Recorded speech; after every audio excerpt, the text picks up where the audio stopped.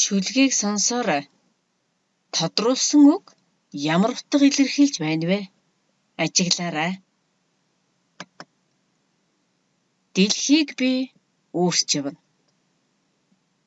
Үүргэвчид шинхэн цүнхэнд минь үзэг, харандаа, ном дэвтэр, үзтэл бүгд бүрэн би.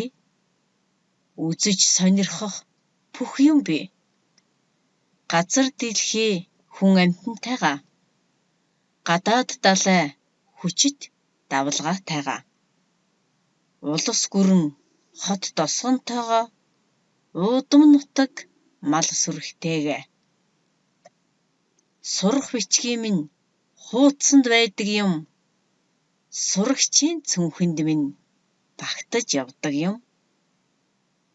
Эрдэм ном цүнхэнд минь байна.